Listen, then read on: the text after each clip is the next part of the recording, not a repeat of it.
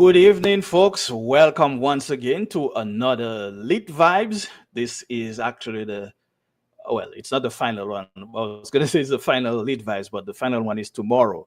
However, let me say a special good night to you wherever you are watching us from. If you are watching this in the future, whatever the time may be, hope you're having a great time. Thank you for joining the Right to Kubuli Virtual Literary Festival Lit Vibes program. On this panel tonight, we are going to be discussing the three Ks that would be Creole or Creole, Kalinago, and Kokoi languages um, in literature. Should we be producing more literature, novels, short stories, poems, plays, etc., in those languages? I have a very distinguished panel tonight, and let me just take a moment to bring them on. Mr. Lyriman Lawrence, Miss Natasha Henderson, Miss Sonia Maglo Akpa, Emmanuel Prince, and Noreen Joseph. Good evening, folks. Hope everyone is doing well tonight.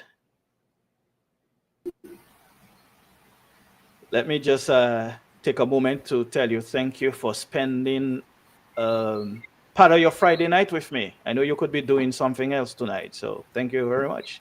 So just take a moment, introduce yourself. I will start with Miss Akpa. I hope I pronounced that correctly, and we'll go down the line in that order.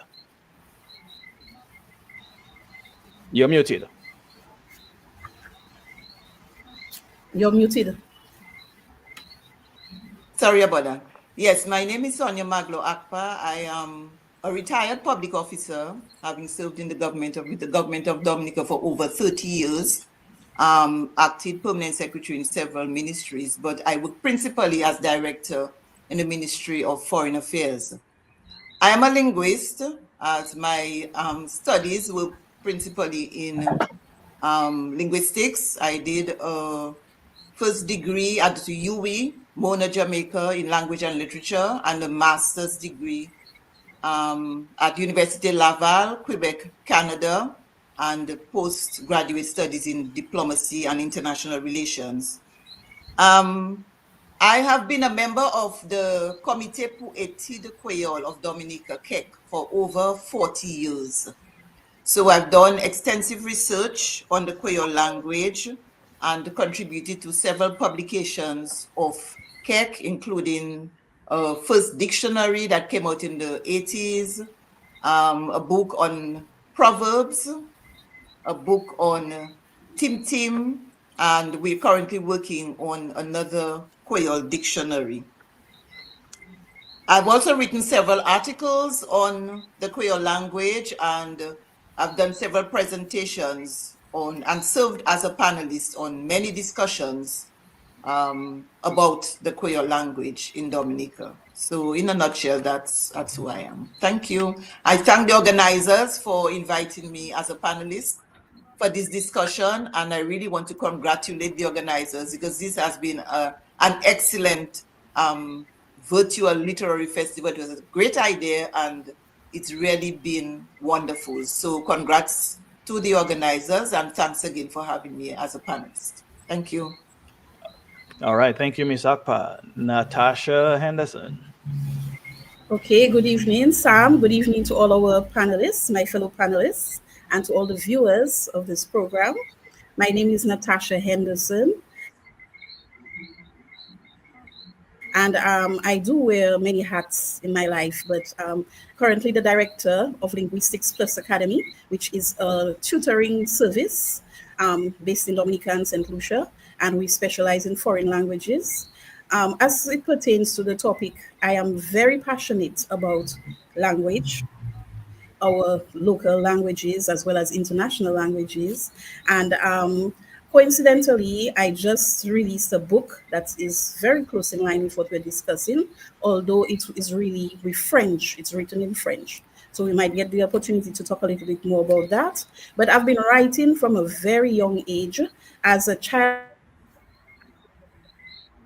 and teenager, I've had my work published in newspapers, read on the radio, and I've been often encouraged to publish a book. And I've taken part in a number and won first place prizes in a number of national competitions. And interestingly, it is really my passion for something else, which is the French language, that got me to write my first book, and not my passion for writing, actually. And I'm just very happy to be here and, looking forward to a very interesting discussion tonight. All right. Thank you, Miss Anderson. Mr. Emmanuel Prince. Yes, good night, my dear friends. Good night, to those who are viewing also out there, to every panelist that is here tonight, distinguished guests, Crazy. I must. I'm feeling real good. I'm feeling real honored to be in your company. You know, myself, I've had a pretty much artistic background, from very small, it has all been inside of me. I think I used to take cognizance of the smallest creatures from ants. I used to really have fun with them, put a piece of bread for them, and then see the different types of ants in the different classification come out and take that piece of bread and manage it to go down in the ant's hole.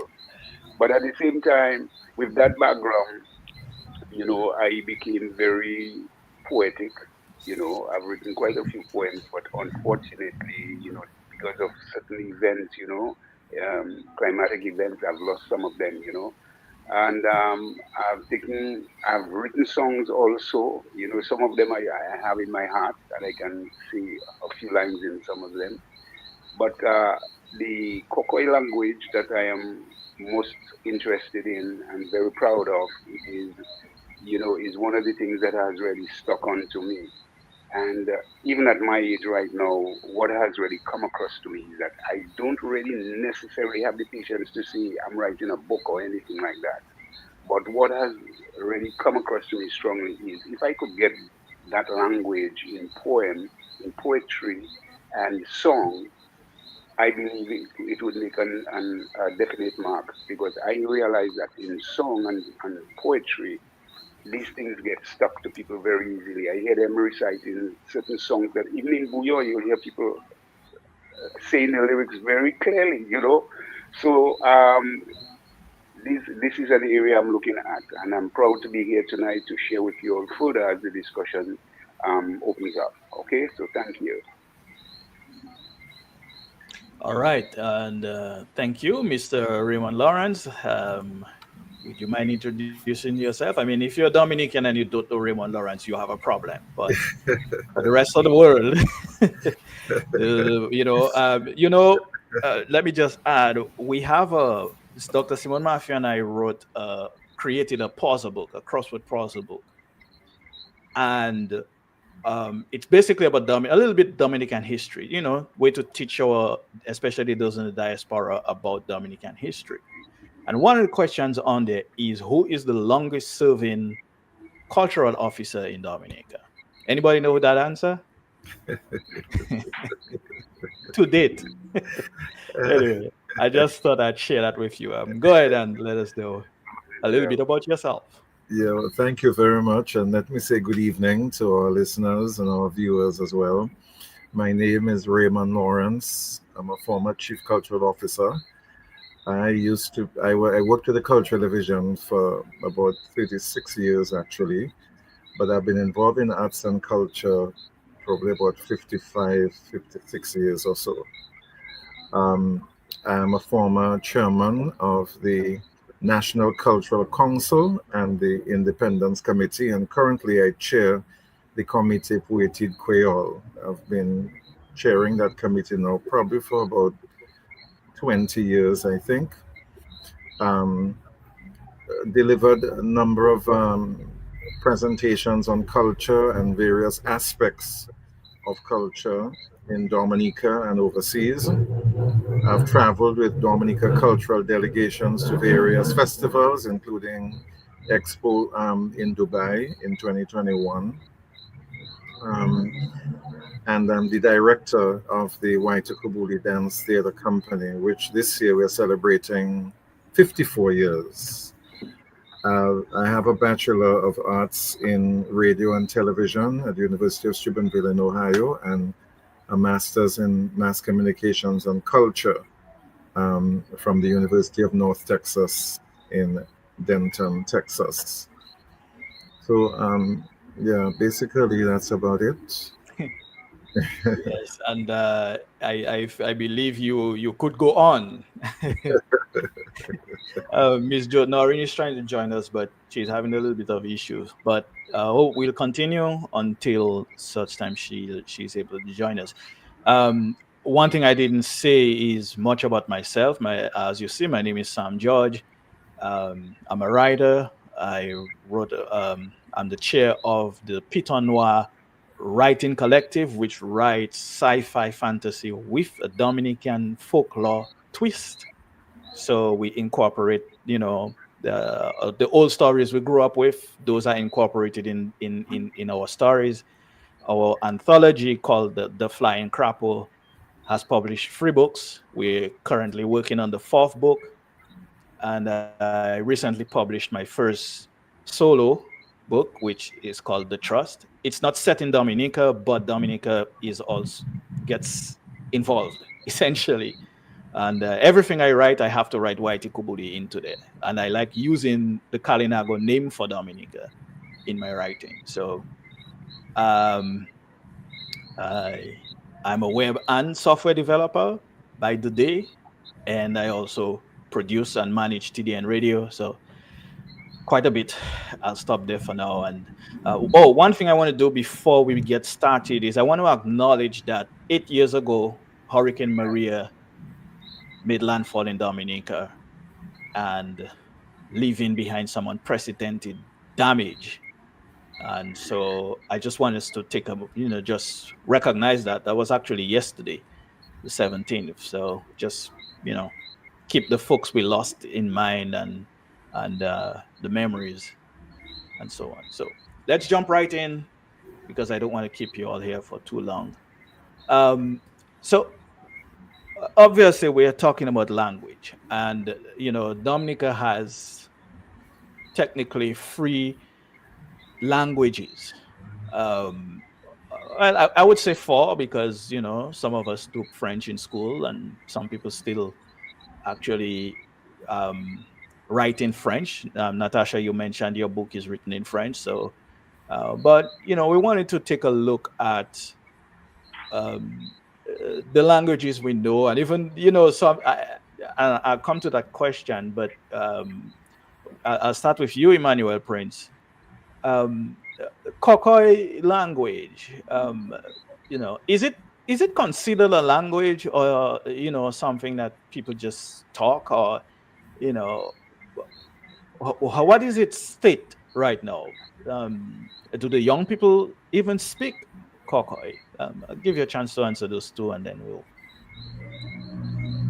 Well, of course, once we can make an exchange, even like two crickets on the different side of the ravine, a male will be able to call a female and make her know that it's time to mate. You understand? That's a type of language. In our case, when we are able to use syllables and to be able to put it together and throw it out at each other, and then a response comes, then a language is in existence. The basic problems that we have with, for example, the Kokoi language, and I'm not just, it's a problem, but at the same time, we have technicians working very arduously to get it into a form that would be recognizable in the book pages. Um, Even recently, a little book was made, and with Kokoi language in it, that was done by the children in the Northeast. The different schools, they had a competition, and that book actually is pending for release, a launch, as a matter of fact. So you have people like Margaret James, who is working furiously to put something together. She herself is a poet, and she has quite a few Kokoi poetry penned, and I think she has a publication, yes, and she's also working hard to put the whole thing in focus. So we have syntax, we have all the different things that would go along with formalizing the language.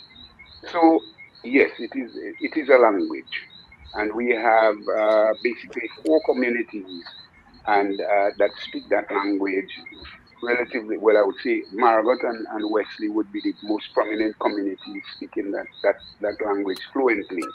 And quite a few young people know that language. Of course, uh, there is a bit of a threat that we could, that it's fading away.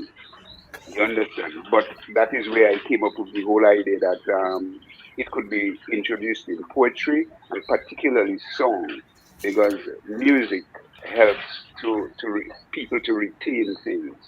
So I believe Kokoy as a spoken language, it is a spoken language in Dominica. It has been sidelined and marginalized a bit because it's like, although it has basically the same history as all the other Creole languages that we have in the Caribbean, because it has a heavy African um, um, uh, Influence. influence. Yes, thank you. It has a heavy African influence, and also based on the nation, English, Dutch, um, Spanish, Portuguese, all of them have different various, if you want to say, patois. Okay, so in our case, Coco is a language I believe that will live because it has infiltrated from Jamaica patois. It has infiltrated right through the islands, and you could hear it in songs. Some of the DJs, some of the musicians, some of the reggae players, you would hear them with that language, and people are using it in songs. Hmm. Mhm. Okay. Well, thanks for that. Um, do you see a chance? Is the language at risk of disappearing at this moment? And yeah, do you think it is at risk of disappearing? Well, yes, most language of that nature is at risk of disappearing. I mean to say, even for example, the Kalinago is a great effort. There is a greater effort in Kalinago and Kokoi than it is in Creole. That Raymond would agree with that because several pioneers have gone to establish the Creole language. Right now, we have dictionaries and we're having more things coming out of it. So the effort that went into that is really a great effort. Now we are like on an uphill effort. So we really have to come out and really do things, so that the language itself doesn't get filtered out and watered down. Hmm.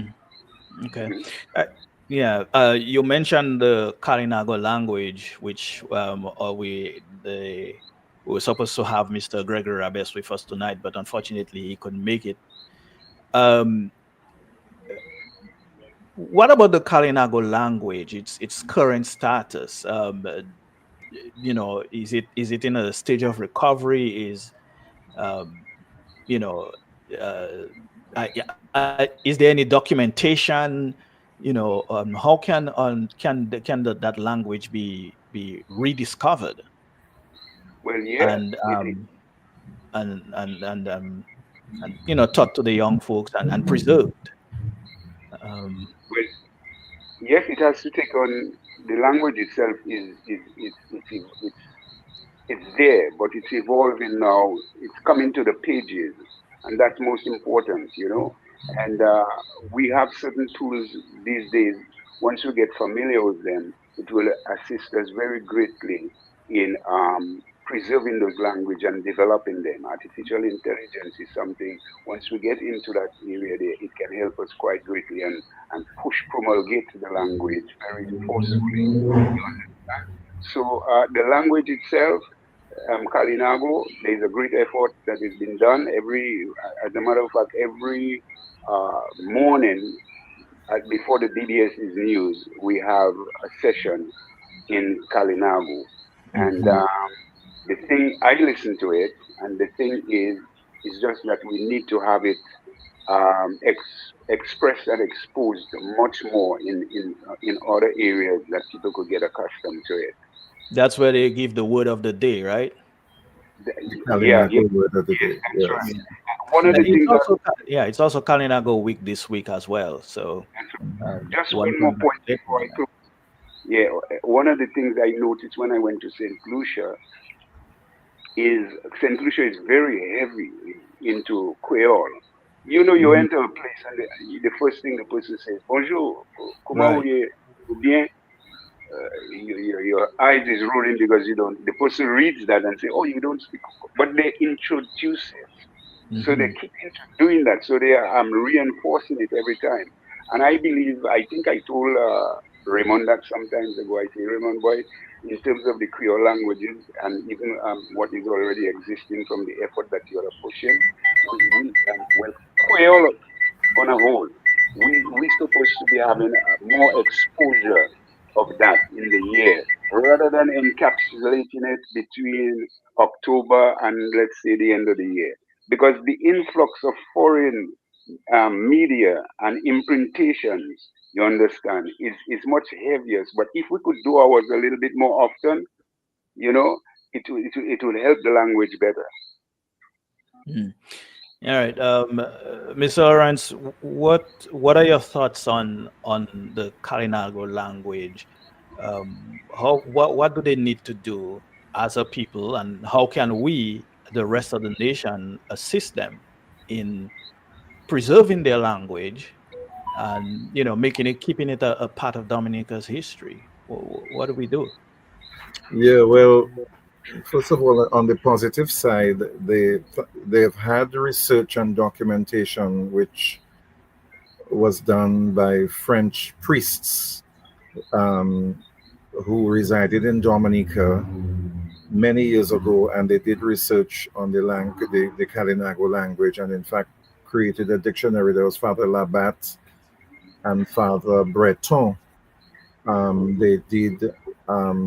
They documented the words and language of the Kalinago people, and in fact, a lot of what they're using now um, stem from the work that these priests did. So a lot of that was documented, and that's a plus for the because Hmm. already they lost so much of their language and their culture, of course, through the years. Another good thing is they have been trying to teach in the primary schools in the Kalinago territory and in Atkinson, the students some of the Carib language, the words, and so on, the history and the culture of the Kalinago people. And I think that, along with all other efforts for languages, teaching the languages in the schools is extremely important because you're passing it on to the young people and Hmm. you're teaching them to not just speak it but to write it as well and to read it, and so that's another important step that they're doing. And then the cultural groups in the territory, I know there are three major cultural groups there that have been doing a lot of research on the language and the songs, the music, the songs, the dances, but of course the language is part of it as well. They sing some of the songs in their language. Um, so that these are some of the positive things that have been done. And then Mano mentioned the Kalinago word, which is helping to promote the language now across Dominica and overseas on Hmm. DBS, the Kalinago word. So, but of course, like with all the other languages, a lot of more work has to be done. We need more documentation, more. In fact, the topic tonight is about literature, short stories, poems, you name it. Um, we need to produce more of those. And again, maybe most of it will come from the actual language. Literature would come from the Kalinagos themselves. We know that people have written about the Lennox Honey Church as a book on thing. Seaman, Helen Seaman she posthumously um, launched a book on the history and so the Kalinago. But in the language itself, that is where we need more people to step forward. And even if it's poems or short stories or whatever expressions they have in the Kalinago territory, that needs to be documented and captured. And those who want to attempt maybe a novel or a book or something, or a teaching guide, like in the Creole, Sonia and Magali, Celestine, Charlene, and Keck, we just produced. teaching book, really, Anua Puan Creole, which was launched last year. So it can be used in the classroom and it can still be used by the public at large. Something Mhm. like that for also for the Kokoi and for the Kalinago would be excellent because it would help to, again, they could use it in the schools, or if somebody, an adult wants to learn the language, they could also use it. So all of those things I think could be done. I know it's a lot of work, a lot of research, Right. documentation. Plenty of These hard work. Yes, yes. it's a lot of hard work. Yes. Let me jump to my ladies. I haven't forgotten about you all. Um, the cultural preservation and revival of Dominica's languages. Um, how can producing literature in Creole, in Kalinago, and Kokoi contribute to preserving and revitalizing these particular cultures? What role do you think literature could play in keeping the oral traditions alive? I'll start with you, Miss Akpa.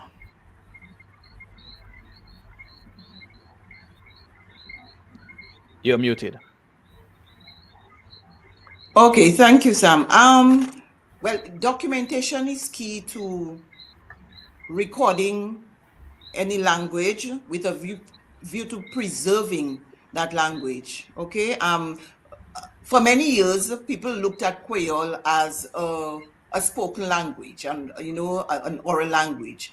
Mhm. We have come very far. I mean, when we started as members of KEC in the 80s, Creole, the status of Creole was different.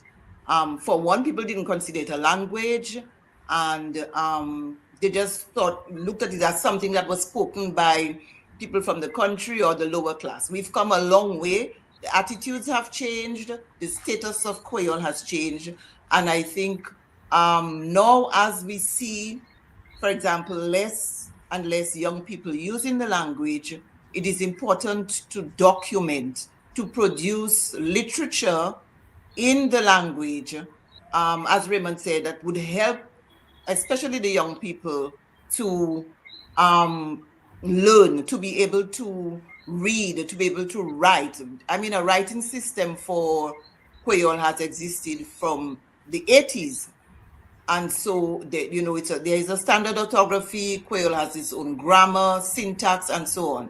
So I think as part of preserving the language, it needs to be documented. We need to write poems, we need to write short stories, we need to produce more literature in Creole. We have started, well, as KEC has produced quite a few books Publications. using the publications using the Creole language. They're of course bilingual. So as a matter of fact, the Powell Kadi, which is about 500 proverbs, it's a collection. It's actually trilingual. So the proverbs are presented in Creole, French, and in English. Okay. The Tim, it's bilingual. We also have, well, the recent publication, Anua Pan Creole, is more of a guide to teach and to learn. But the first, I must mention, the first publication entirely in Creole that I know of is a translation of the Gospel of Mark by Sister Evelina John Philip, and that was done I think in 1994. The entire Gospel of Mark is recorded in Creole, and a lot of people don't know that everything in this book is entirely in Creole. Another publication I think that is very interesting, especially for children, is this book, I Am Dominica, Moi C'est Dominique. It's a very colorful, easy to read book in Creole and English for young readers. Delia Coffee Weeks has written a book called Tilistwe Dominique. This again is a collection of 4 stories written in Creole and English. And there are other publications. when I've taught you Creole at UWI, short courses, and also at the Alliance Française, and for the Peace Corps volunteers. And these books have been very useful because when they learn to write Creole, and then there is something that they can read. So I think this is extremely important. Documentation, writing, producing literature is extremely important to preserving the language. All right, thank you. Natasha, I'll come to you, but before I do that, let me jump over. I see Noreen was able to join us. Good night to you, Miss Joseph. Good night, good night, good night. Finally got Hi, here, but I'm Noreen. here. Good night. Hi, Good night, Noreen. everybody. I'm sorry, I've Good night, been Noreen. on since 6:45, but I couldn't get through. It's Well, we're okay. Good glad night, you're and on. love. Glad Good you to made see it. Glad you. you made it. Everybody, this is Noreen Joseph, actress extraordinaire, director, Ma Rogers, and all of things like that. So when you get a chance, she will tell you a little bit more about herself. But I want to go back to you, Miss Anderson. You said you wrote a book, and your book is entirely in French. So that begs the question: you're Dominican, you live in Dominica. Why French? Why not Creole? Okay. Well, there are two main things based on the discussion we're having so far that I'd really like to put to the fore. But first, let me just answer your question. I'm very passionate about all of the three Ks that we're talking about tonight. But given my personal experience as a child who visited France frequently because my father lived there, and at 16 years, I was just thrown into the French culture, not as a foreign student, but as a French student who went to college, university, and all of that, but haven't gone to high school in Dominica. I faced a number of challenges and so forth. I stayed there for a couple decades in France, living and working. And during that time, I had the opportunity to kind of fine tune my own method. And, based on the obstacles that I met and how I overcome these obstacles, I kind of put my own method together. And I've been working in a bilingual environment for a very long time, both in Europe and in Dominica and St. Lucia. And over time, I just realized that we in Dominica, in particular, we're in the middle of Europe, we're in the middle of France. And a lot of people, go to Guadeloupe, go to Martinique, and they are unable to express themselves in French. And I felt, it's a language that I love, and I really wanted to do something in French, particularly as I tutor students for the CXC French. Okay, I've been tutoring students for a number of years, and I'm very proud to say that my students have placed top nationally, even in terms of curriculum. I have a number of success stories. Every student would walk away with an award at school and on various levels. And based on that, I decided, what? Let me document that. Let me put that in a book. But being a passionate of writing, I didn't want it to be another textbook. I decided to create a story. I have two characters from my imagination, one from France, one from Dominica, Kiki and Baba. And I started with a very simple conversation. And as the level of language instruction goes on, because I'm explaining the structure of the communication, I get into a full blown story. And the aim, this one is just the first level with a very simple story. And my aim is to come with another level on a higher level, a third level, until when I would just be producing my poems and my short stories in French that I love very much. Although my studies were in marketing and international trade, I did do a few years of literature in France, in French. I studied Eugène Ionesco, Flaubert, and several of them. So I have a very deep love for French, and also having spent most of my adult years in France, that is something that was just in me. And at some point, I felt I just had to do it. But that doesn't mean that I'm not very passionate about our languages. I love Creole. I was very excited to hear. I didn't realize that Kek existed for 40 years. I've been out of Dominica a lot, in and out, and that is very interesting. I love Kokoi. I listen to stories in Kokoi. And of course, Kalinago, words. I cannot say I'm learning the language, but I have learned words. And that is something that I've taught my children. We know how to say, well, my children know how to say Kalinago power. I love you, Dominica. I wish one of them was around, but I don't remember how to say. But I do know several words in Kalinago, and I think it is very important. But on the topic of tonight, I really want to sound the alarm because I still find we are a little light the way we're going about it. We have a serious problem, okay? Because right now in the world, there are about 7,000 active languages. The majority of those languages are spoken by less than 1,000 people. So actually, today in the world, we have languages where perhaps the population of a high school are the entire group of people in the world who speak that languages, that language. It is predicted that by the end of our century, we will go from 7,000 active languages to a few hundreds. We have to understand that our languages are endangered. Our languages are endangered because we have seen our Kalinago language, which has experienced a certain colonial linguicide, I would say. You know, we know the colonists came and they felt that they want to civilize the natives, but civilization meant control actually. And we now have a Kalinago language where we basically have vocabulary. We are not able to really communicate in full sentences, whereas at one point it was a very fascinating multifaceted language with grammatical structure, you know, beautifully, linguistically beautiful. We had that at one point, and right now we're trying to revive our Kalinago language, and we better not feel that that cannot happen to our Creole language. A lot of work is being done, but I would like us to ask ourselves and the viewers ask yourselves how many of your children, grandchildren, nieces, nephews are able to express themselves in Creole the way we can? Very few. Mr. Prince mentioned St. Lucia.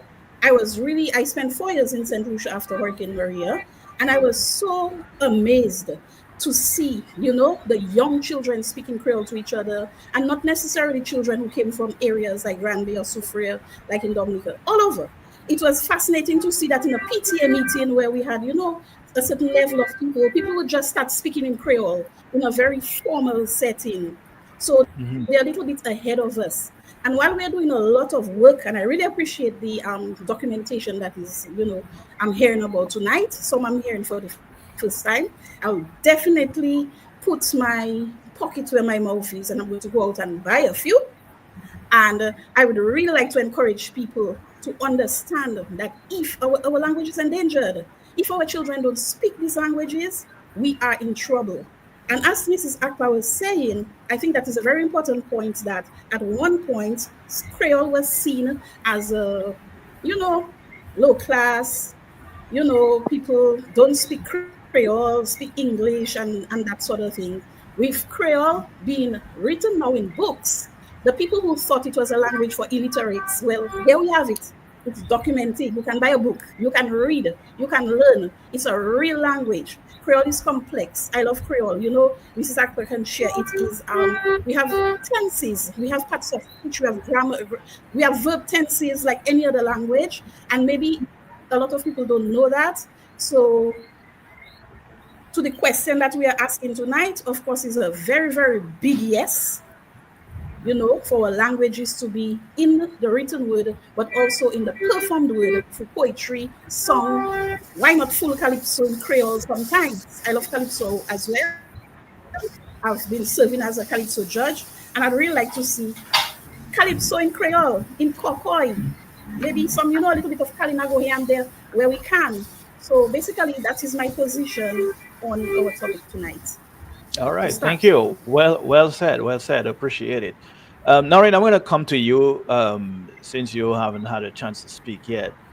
Um, what do you think about how important is it for people, you know, who speak the native languages, you know, the Creole, your Kokoi, your Kalinago, for them to see their language in print, in literature, and how do you think, would you think that would empower those communities and influence cultural identity? Bonsoir tout le monde. Bonsoir. C'est un plaisir pour nous moi là. C'est un plaisir pour moi-même là. C'est un plaisir pour m'entendre manière Natacha dit et expériencer langue là. c'est mon content comme ça. Mais pour moi, répondre, bon, quoi, c'était que un bon bitin pour tout le monde savoir, avec tant la radio, qui parler international, qui en livre, moun qui chante créole, cocoy, ouais, mi friend there, mi kakai, Emmanuel, was, Manu. we work together adult education. Okay, so it definitely would be a pleasure to see and to hear that our language. We go somewhere, we go international, travel international, and our language is spoken, and not being people not looking at us as if we are from space. I think in some cases we Dominicans, and to say it to express it better in Creole, nous avons une croyance sale qui fait pour, comme si dit, nous parler langue créole là, c'est à dire, nous pas moun. Ce monde qui parle langue là, moun ça pas éduqué. And you notice it's expressed better in Creole. And if I said it in Oui, oui. English, the thing that we have about our language is that it's not good enough. We are not educated when we're speaking it. But I think it's so beautiful that people can recognize, especially now that DBS has the Kokoi, not the Kokoi, the Kalinago thing every morning. We have the movement Creole and we have the Creole words in the afternoon. I think it's beautiful. I think it's something that can be taken much further. I don't want to say it's too late because I think that everything happens at its time. And so it's we are starting now. We will get somewhere. I guess St. Lucia started. They are somewhere. We will get somewhere. And look at the forum that we have tonight. We have Creole. We have, I don't see yet Kalinago, but I see we have Creole. We have French with Akpa. We have Prince there who is Kokoy.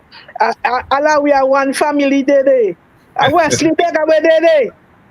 And I got the Kokoy from Wesley High School. I went to Wesley High School. And plus my stepmother who was brought up was from Wesley and Wesley Nega. So I have an idea of the language.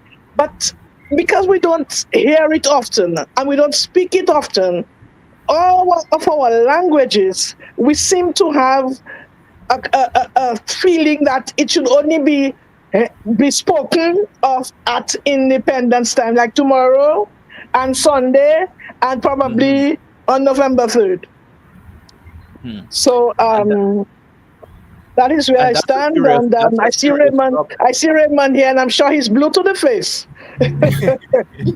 Yeah, that's a serious problem because I remember growing up.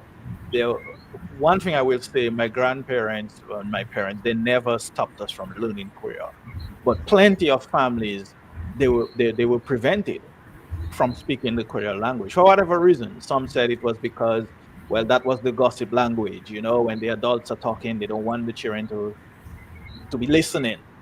Others said, well, Creole, if you speak Creole, it means you're uneducated. Someone mentioned that earlier. So, and then I began to see the effort to bring back the Creole language.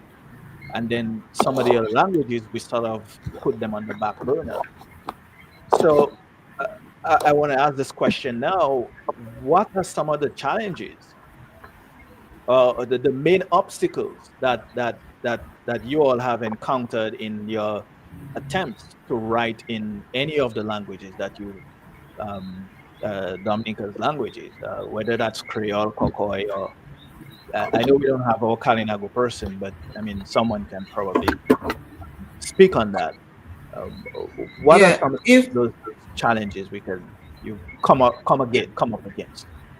If I may just say something, I think one of the challenges or the perceived challenges for writing Creole is that, well, some people think that it doesn't. I don't know. I would say there is maybe not enough effort put into using the standard orthography for Creole. And that is something that we always do. There is a writing system for Creole. It is not complicated.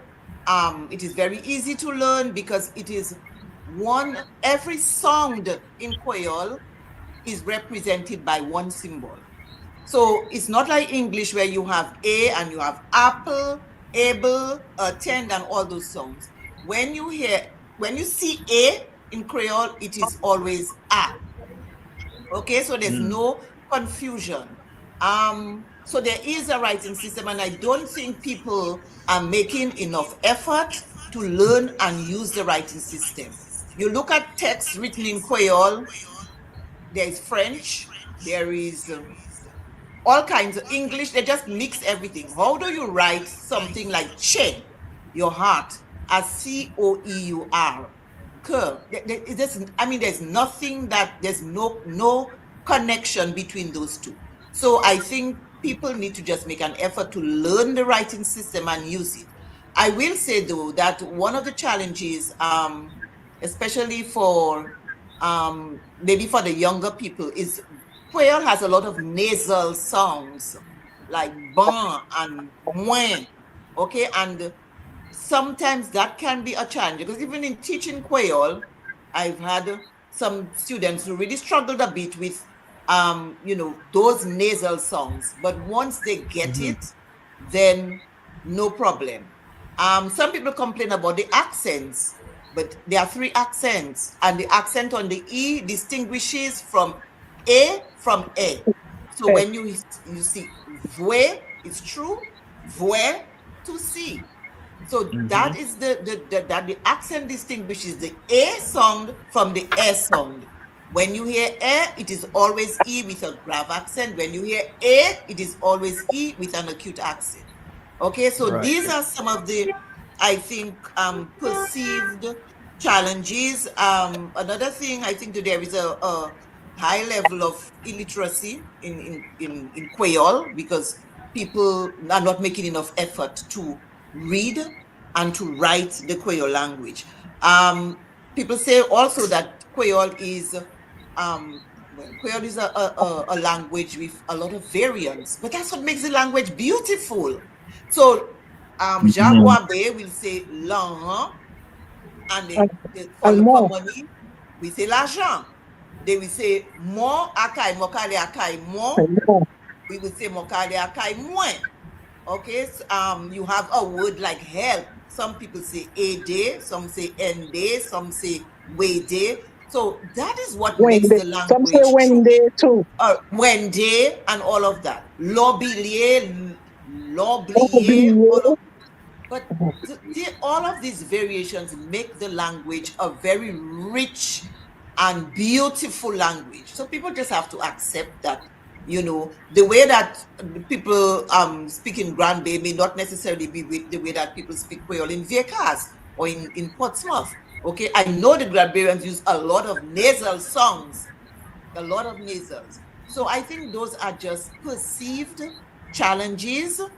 But Peace Corps volunteers come to Dominica and they learn to read, to write and read Creole in a matter of weeks. What prevents Dominicans from doing the same thing? There has to be a greater effort. People need to be more passionate about the Creole language. This is our language. I hate to say that it is a dying language because I see things happening. Recently there was, last year they started a Creole speech competition among the secondary schools, and it was just beautiful to listen to those students just speak on a topic just fluently and with no inhibitions. Our young students in the primary schools, we have a Creole spelling bee competition. They just go, some of the students just go through those words and we're like, but wait a minute, they're not getting anything wrong. So if these children can learn to spell, why can't the adults make a greater effort? So I will stop here and, I just add to what Sonia is saying, that one of the challenges for us, Keck, as well, through the years was our effort to try to introduce Creole and the teaching of Creole in schools, because we had always felt that that is certainly, there are numerous ways and all kinds of ways to help promote and preserve, and we've been trying to do our share in sort of each area that is possible. But one of the very important areas is teaching the language in the schools, because we always felt that when a child completes primary school, at least he or she would have an appreciation for the language. They would have known and reached a certain level, and then it should also be taught in secondary schools as well, so that when they leave secondary school, they too would have a higher level of understanding and appreciation. Unfortunately, that has been one of the big challenges we've introduced. When I say we kick, Sonia mentioned the spelling bee competition, and we've had choral speech competitions for the secondary schools. And then we did a pilot project in 2019 with 19 primary schools, but that was derailed by COVID. And after that, it never really got back on stream to the 19. However, we received very good news. We've been lobbying all the time with Ministry of Education to try to get Creole into the schools, but we received good news this new school year. And I called Charlene again just to confirm today, and she said, yes, it's on the curriculum now. It's a half-hour class allocated for the teaching of not just Creole alone, but let's say indigenous languages. So I guess there will be some time for Creole, there will be some time for Kalinago, there'll be some time for Kokoi. So Mano, that's good news for Kokoi as well. In the primary schools. So that's I think a step in the right direction. And in that right now it's in all primary schools and not just a few as we had tried before. And so that's one step. And then now we need to now introduce it into the secondary school. So by the end, as I said, the end of a child's primary school years or their secondary school years, imagine all these children, hundreds of children will be coming out of school with an appreciation and understanding of the languages, the indigenous language. They'll be able to write it and speak it, even if basic, but at least they would have an understanding and appreciation for it. And another one of our challenges is funding, because KEC is a non-profit and we don't really have any major source of income.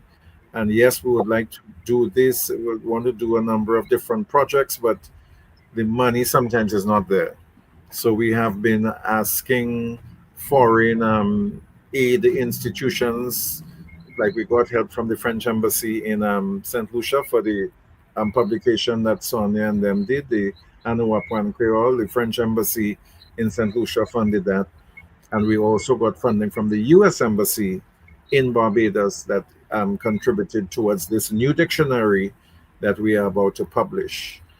But it's not that, with all the challenges, it's not that things are not happening.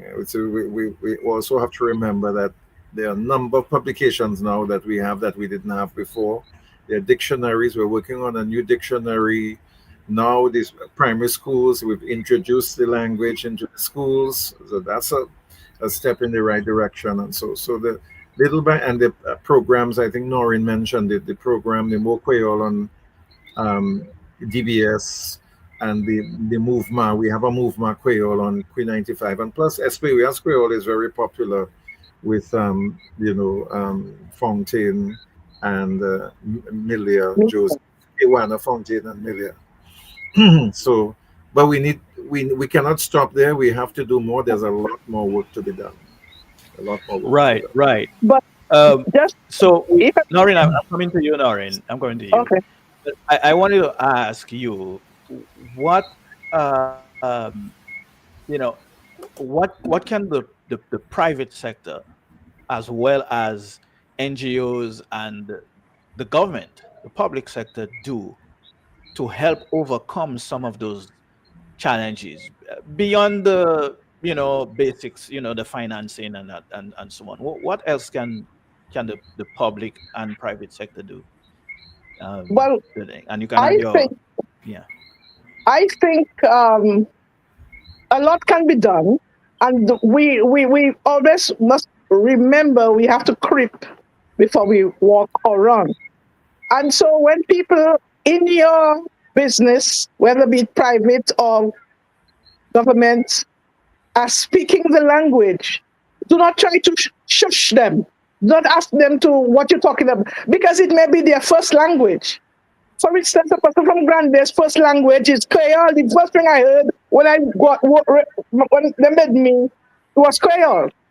The first thing a person hears in Wesley is Kokoy. The first thing a Thai hears in the Kalinago territory is Kalinago.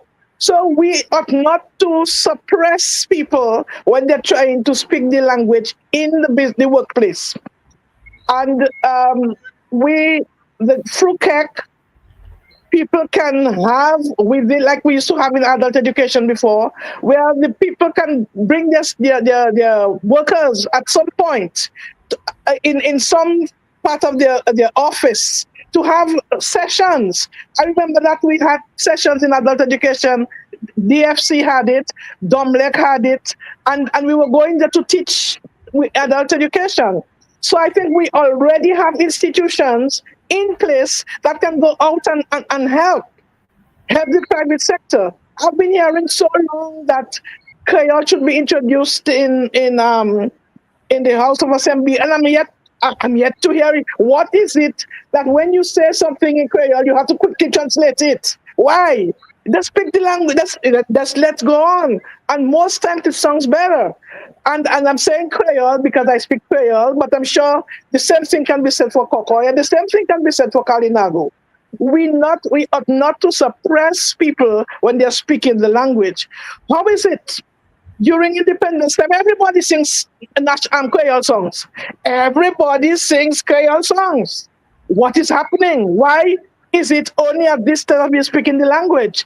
Creole is not a part-time thing. Kokoy is not part-time. The languages are not part-time. It's ours. It's ours. We need to do more through the private sector, through the government, and institute someplace in your building where the people who are experts, quote unquote, can come to your business and teach the language there. Now, as children pick up things quickly.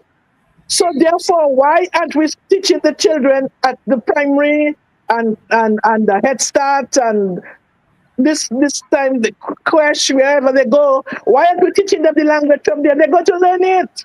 Their children can pick it up. The same way we pick up languages and we start to yearn. Hello, what are you talking about, though? Hey, when we go, why aren't we teaching the children so they can expound themselves? And I think this is how we can assist. We can assist everybody in one way, shape, or form to speak the language. Any of the languages, Kokoy, Creole, Kalinago, any other one we speak in Dominica? Only three? I thought we had four. There's Dominican English. English. Well, We did try to create yours. But it's our. We're not speaking the Queen's English. We speak our own English. We speak our English. Right. And when a Dominican Someone speaks, mentioned that. when a Dominican speaks Someone Dominican mentioned that. in the English, comment. yes, when a Dominican speaks Dominican English, you know the Dominican. Especially if we tell you something about your mother in English. Manu, I would like to join we in do there speak if English possible. and we speak Dominican English as well. Yes. okay, go What ahead, I- Natasha. We'll come to Manu in a second. Go ahead, Natasha. Yes. Yeah. So I basically wanted to say that one of the things I appreciate the effort in terms of the schools, the private sector, and so forth. But let us not forget the home. We as parents, we have to understand that Creole in particular and the Kokoy as well as Kalinago, that is our heritage. It is a gift that is part of our cultural identity. Now, I just wanted to share concerning the children. Children are sponges and children want to learn. a few years ago, prior to Hurricane Maria, when my business was more physical, right now it is more or less online. I had a group of 52 children, and I decided, inspired by Felix Henderson, I decided to start a Creole class. And in so doing, I asked, first of all, how many people, spoke some Creole. And I got a group out of the 52, about 9 children could speak Creole. So I brought them to the circle, and we're going to start by just expressing what we know in Creole. And all of what the children said were phrases like upakatan, u tebushu. They were all like that sort of vocabulary. And what I realized is that the people at the homes only spoke Creole when it was time to, correct Admonish. them. And right, exactly, and so forth. And there was nothing sweet.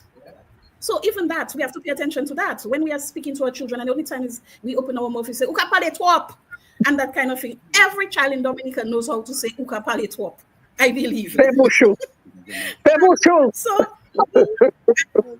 yes, I'm really want to focus because my work is parents and children and so forth. All of this is important, but the homes. Let us just have a Friday night is Creole night. Let us just speak a little Creole. Let us just play some music. I mentioned the music, and we do have a lot of Creole music, our Kada Slip Soul Legends and so forth. But it's more popular out of Dominica than in Dominica, sadly, because we haven't understood that it's a heritage and how much we can get out of the language and how much we get the spirit of our ancestors in the language, in the expressions, how they express themselves is our mentality, is what we need to carry on. So, I really just want to, for our viewers and so forth, let us start at home and let us work with the other associations and committees in Dominica. Let us push together in our schools and let us maintain our languages. If I may Well, just add something, sure. we talk about Creole. I mean, it's a part of our Creole heritage and so on. We have to remember also, because you asked how can the private and public sector be more involved in this. We have to, and I always say to people, we can never change Dominica's position. Okay, Dominica is between two islands that speak Creole, and then we have Saint Lucia close by, and we also have Haiti. I think every business place should have staff, someone who can communicate in Creole, because we have constant movements between our island and Martinique and Guadeloupe, and there are still a number of people whose first language is Creole, and therefore I think the both private and public sector need to have people who can communicate in the language. Jolly's Pharmacy, for example, when I did the first course, taught the first course at UWI, Jolly's Pharmacy sent about 5 of their staff members to the class, because they realize and recognize that they have elderly people who come into to the pharmacy to get their medication, to seek advice and so on. That is something that I really thought was admirable, and they were really enthusiastic and passionate about learning the language, and I'm sure they are able to help their clients who come in and who are more comfortable speaking Creole.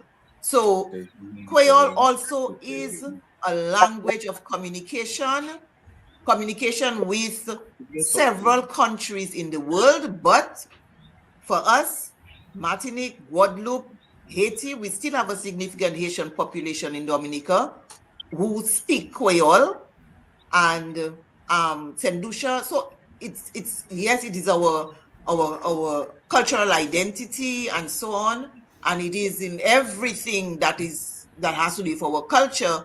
But let us not forget that it is also a language of communication, and that is why it is important to have it written and in literature. I just wanted to mention that. All right, thank you, Mr. Prince. The Kokoi, as most of us know, it's mostly spoken in on your part of the island, what do you think that is needed where, you know, so let's say somebody from Grand Forks can meet somebody from Wesley or Marigot and have a full conversation in Kokoi. What do you think is needed to accomplish that? And do you think we can accomplish that? I mean, I don't expect we can do it tomorrow, but do you think there's potential for that kind of expansion with the Kokoi language? Yes, I believe that's very much possible. And the mere fact that we are thinking of it, it means that it is existing. The effort is there. But one of the things that I realized is that there has been a negative connotation given by the colonizers because they realized that that language, as a matter of fact, was imported, you know. You understand? That language was imported, but it was suppressed because it's language is communication. So when it came for them to introduce their education, they had to suppress that because that was a communication of what people was using and they themselves didn't even understand it. So they had to actually suppress it. And as Noreen was saying, the elderly ones were using the language for Bagayan Sigwe, you know, secret things to be said, and children, you know, children language, they mustn't hear what we're talking about, you know, and they're sending you to school and they're telling you, don't talk that Kokoi, that is backward English, that will keep you back. You wouldn't learn anything. You see, so subliminally, that thing has existed. As a matter of fact, I even dare to say that it has become part of our genes. And that's why we're struggling so hard to really get it reestablished and become the normal thing. Because I'll tell you one of the things is that these languages, the 3Ks, these languages are soul languages. Let me tell you something. If you use the Victorian English, the Queen's language, and curse somebody, that's decent English. But give him one or two words in Kokoi or Creole, his whole being has been shaken. You understand? So these languages are languages of soul. The Kalinago is languages of the soul. You understand? Nobody had to teach them to speak that. You understand? So these are some of the things that is really against us. Because when you introduce it, it's like, what are you talking about? But what I'm noticing, as I said earlier on, is that it starts penetrating through song, through music, poetry, acting. There's a lot of acting taking place in Jamaica and those places. Trinidad, as a matter of fact, and is the local languages these people using, the local jargon. And let me tell you something, it makes a bigger impact on the people. You see? Now, some of the areas, as I just mentioned there, drama is a very important area where that we can use those languages and make it come out. Because these languages are languages of love way. They express. Let me tell you something. If somebody really go to God in Creole or Kokoi or Kalinago, you really touching him, you know. But when you come to English, you run out of words. You find yourself repeating the same prayer over and over and over. But when you go down in those languages, my brother and sisters, you're really reaching the core. So that's where I see the challenge really. It's intrinsic in us, and we had to get it out because they tell you that this is backward language. When we started the Kokoi language in 1995 on DBS radio, because what was her name? Edith Bellot Aline. She came from that background, and sitting on the board of directors of DBS, she felt no, the other language that is spoken, which is the Kokoi, that should be introduced. And that's where I came in. I was asked to come in on that, and I just fell into it headlong, you know, and it was a learning experience at the same time. But when that happened, then the feedback, you could get the feedback. There were people that was threatening DBS, they're trying to get somewhere to get this thing out of the place. And Ferdinand Franklin, God bless his soul, fought hard and told them, no way you're going to get that program out. As soon as the 5 years was over and the new board of directors came in 2000, I dare say again, it is the in the this thing that is inherent inside of us floated up back again, and they got an upper hand because a new board of directors came in, and that just went straight out the window. You understand? You see? But it was making a hit because people would meet us and say, "Boy, I don't understand one thing you're saying on that radio, but that is a nice show. I just love it." They would express themselves like that. But it shows that if we can get that hurdle, get over that hurdle, then we start introducing, our languages in all forms. You all mentioned about the business sectors. They should start getting on board because it's not just us, it's everybody, it's the people's language. Let them get on board with the advertisement. I mean, to say kudos to Henderson, and it's like he's still alive. They're playing his adverts on the air, and it's like he's still alive. Well, as a matter of fact, it's not that he's still alive, he is alive, and his voice is penetrating the airwaves, and it brings a joy to people. You understand what I mean? And because it's hitting the psyche of the people. So there's a big thing. Without those languages, we're going to become a very dry, starchy people. Well, it's a battle for hearts and minds, I suppose, at this point, right? Raymond, Mr. Lawrence, you've been involved in, Dominica's, deeply involved in Dominica's culture for, I mean, as you mentioned, over 50 years, in the arts aspect of it. What kind of marketing strategy um, would you sort of put together if we were to market our languages, whether that's in literature, because that's what we're talking about. So what kind of marketing strategy would you say you could put together, just hypothetically, I suppose, to reach an audience, not just our local and even regional uh, fellow citizens, but across the globe. Get people interested in reading something from a Kalinago author or a Kokoi story. I remember that when they used to have Kokoi story, that used to be quite Mm-hmm. funny. And when you tell stories in those kinds of languages, I think it is so much more expressive Yeah. than, as you say, if we want to use English. So, and anybody else can also chime in on that question. How do we get other people to pick up a book or pick up a poem or whatever it is in Creole or Kokoi or Kalinago? Right, well, in terms of marketing, as you were speaking, I was thinking the I think the Dominican overseas organizations, associations. I mean, I know they do a lot in promoting some of them at least, the Creole wear and the songs and the music, especially at Independence time and so.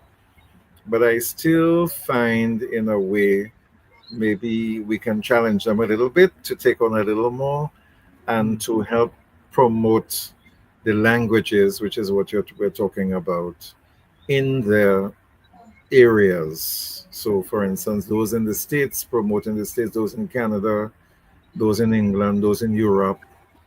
And we even have Dominica associations in Guadeloupe. There's a Dominica association in Guadeloupe, in St. Martin. There's one in St. Thomas where Noreen lives. So if we have a list, and I remember Sonia was in Foreign Affairs, a list of Dominican associations. I think there are quite a few. And we could maybe ask them to take on more of a marketing role for Dominica, for the language. Now that we have books in Creole and whatever, could they help to sell those in those areas? Could they help to organize Creole classes over there in all those various areas? And not just Creole, Kokoi, Kalinago, depending on, and Kalinago doing the same thing, and so. And then, in addition to that, now you have the online marketing with, especially with Amazon. And so when you have, like for instance, our book is on Amazon and made available now to the entire world. Let's put it that way. That's another form of effective marketing. And then, although it's a little costly, but sometimes when individuals or Dominicans represent the country, whether it's a meeting, whether it's an expo, whether it's a Carifesta, whether it's whatever it is, we go to Europe, we go to the States, we go to Canada, whatever. We can also use those times as well as opportunities for marketing Dominica's products, including the books, including the literature, spreading the word about what Dominica has to offer. So I think all of those things can help. And I mean, remember the radio stations now, you can pick it up all over the world, right? All Mhm. Right. You just, on the computer now, you can pick it up all over the. So experience Creole, and so I mean, sometimes we think, okay, it's only Dominica. No, people are listening to us all over the world. And then Mano mentioned about the program of the Cocoy program, so that I think it should be reintroduced on not just DBS but other radio stations, because these radio stations, they reach far and wide across the world. So if we have Kalinago programs, Kokoi programs, Creole programs, and expand. I mean, a lot of more focus maybe has been on Creole, but expand to the Kokoi and the Kalinago, and so that's another form of marketing. I think that could help as well to market the Right. country and the Right. languages. Yeah. I'm gonna jump to you, Natasha, because I suspect you have a lot to say on that question. What strategies would you think we could come up with, to make our languages more appealing and young folks be more interested and get the rest of the globe involved? Okay. I was experiencing a little difficulty. I don't know if it's only on my side. So I kind of only captured some words. So could you just repeat the question, please? The question was, what do you think we can do in terms of marketing Mm-hmm. books and literature and so on in our local languages, all of them, Creole, Okay. Khokoi, and Kalinago. Yes. All right. So one of the things I'd just like to note firstly is that in Creole, a lot of people are hesitant to write Creole, but I think it is pretty easy to read for most people for some reason.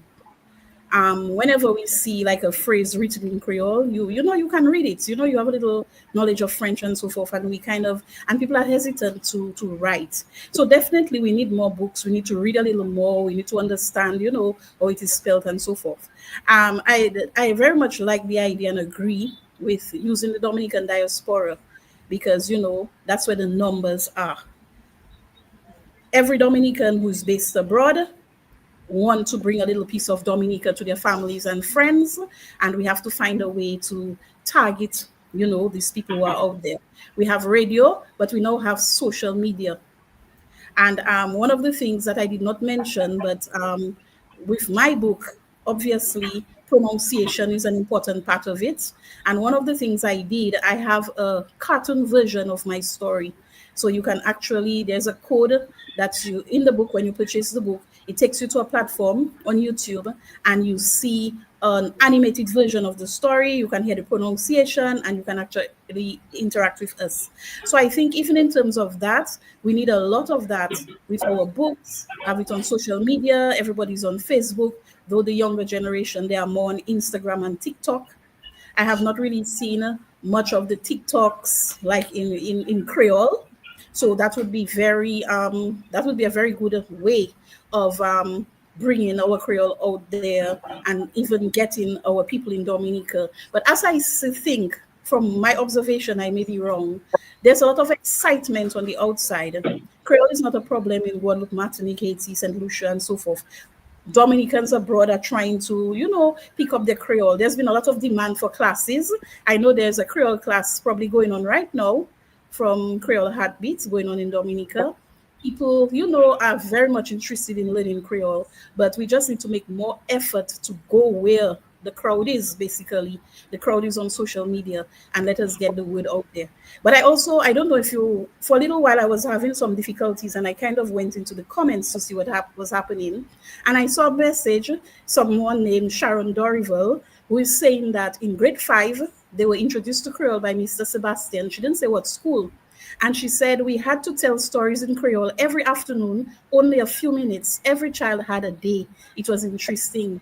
I find that is really beautiful. I've never, seen that kind of activity in any of the schools where every day there's a little story time and a child is asked to come forward. Maybe children might not be able to be fluent in that, but with the books, let's have our Creole books available, our Kokoi books, Kalinago word books, and so forth available in the schools. So every child takes home a book from the library, and on a Friday or whatever afternoon, everybody gets a turn where you come in the language and to repeat the story. So I think that's a very good comment. I really like that idea. And marketing, go where the crowd is, and let us push what we have. All right, Well, thank you. if I may I want to interject there, sorry. no We problem. have Go ahead. we have the adult education department. When I was there, or when Mano was there, we had field officers. We went out where the people are. If you're in the river, we have the class in the river. If you're on the playing field, we have the class on the playing field. So I think we can do the same thing for all the languages. We go out there, as Natasha was saying, where the people are. So we cannot have a class in a classroom and nobody's there. The people are sitting under the mango tree. We go there and we do it. Now here in St. Thomas, sometimes I'm inundated.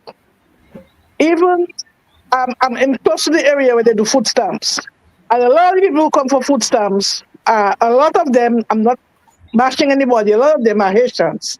They cannot understand the English when they're speaking to them. Half of the times I'm sought after, because can you come and explain to this person? Sometimes I make a style. I cut a style. I said I'm speaking Creole today. So I got a style because it's just so much, everybody wants me to come and explain something to them. Now, it takes a while for them to understand because the Haitians don't speak like us. So I have to try to speak slowly so that they can pick up what I'm saying so that so them to get the little food stamp and the little Medicaid. And then now, even with the Dominican Association, every year I have to be translating the first reading, second reading, one of them, so we can do it at the mass. So sometimes even then, those of us who into the language, they're killing us because nobody else is making the effort to really learn or to accept it. So they're just pushing it on you. Oh, you can do it, so do it.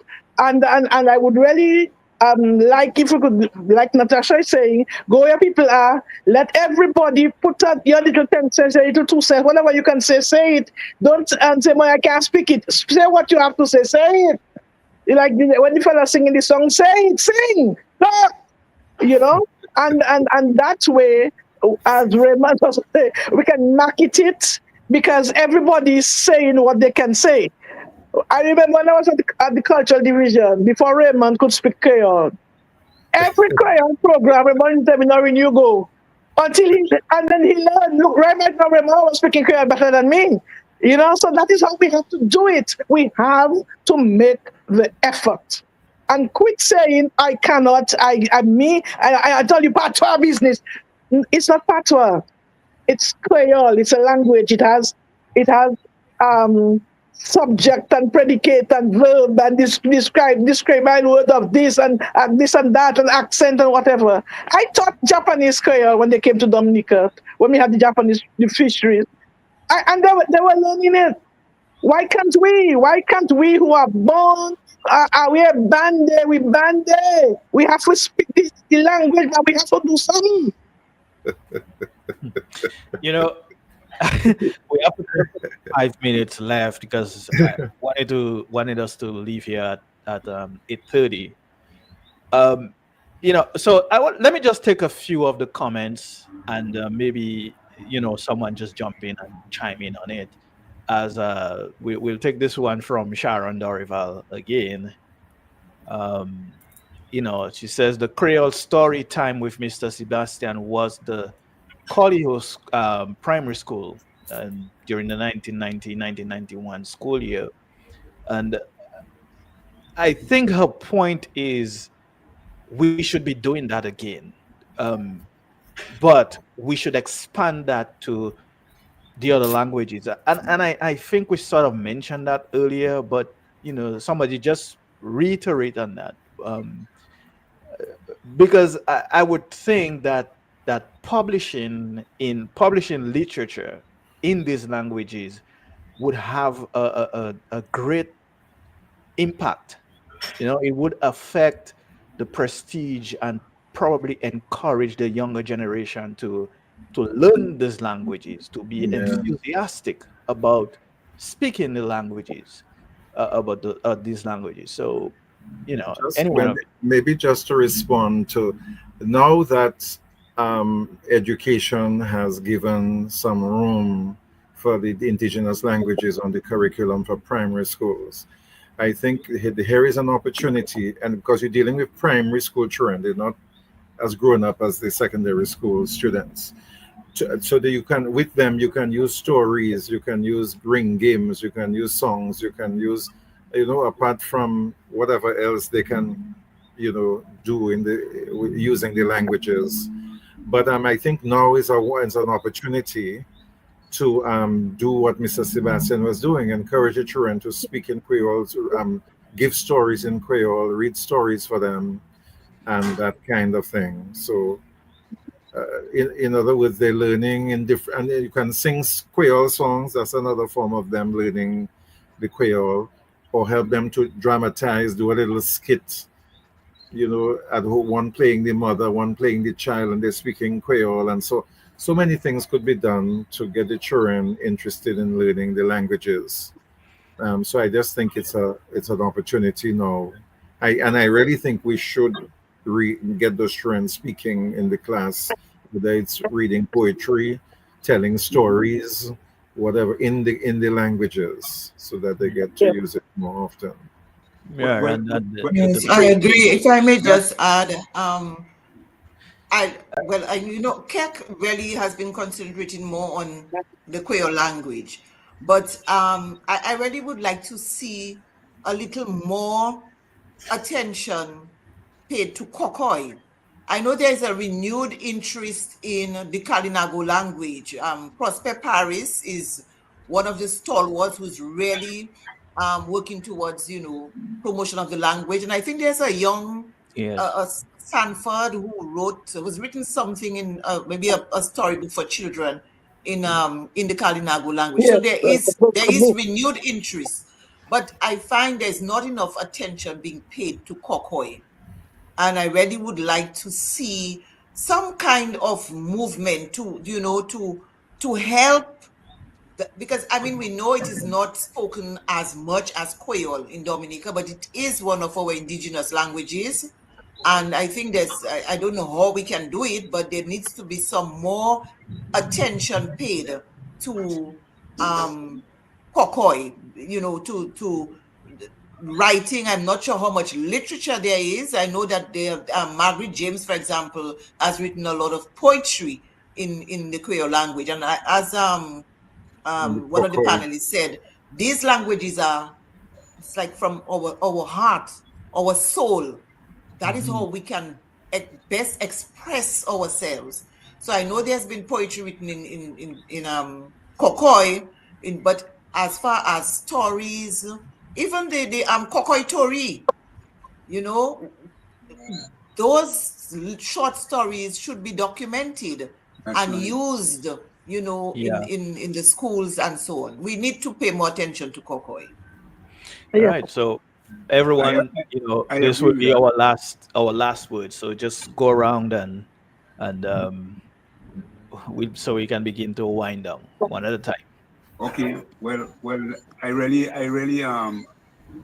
agree with Akbar on that because you know the language Kokoi that has been spoken. As she said, those things should be documented. There's a lot of Kokoi theory that went around over the years, and we've never had them playing back. Let's say every festival time, we've never had them going back. Like how we used to play Brumant from Bakers. You remember?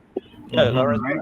Yeah. So we need to get some of those things going, right? And then that little book that was just recently written, and I believe it's printed.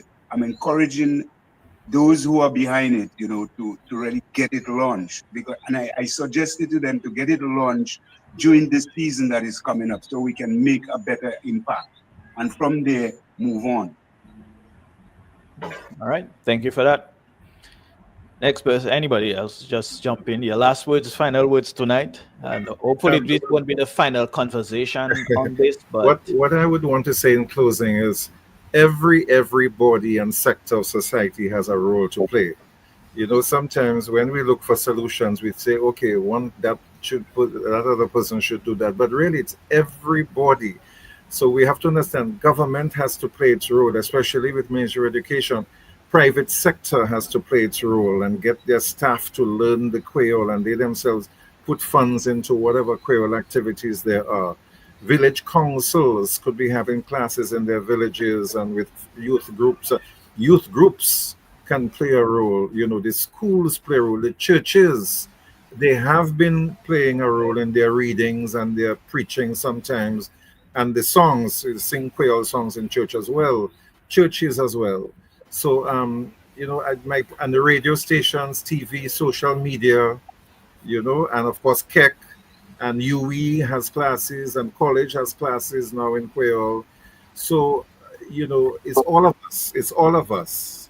And thanks for this program tonight. For instance, look at this program tonight is helping to promote the languages. So even right to Kubuli with your literary festival, you're playing a role as well. So if every sector, every institution, every person, every home, every school, every teacher can do something to promote the indigenous languages, then I think it will move forward quicker and better.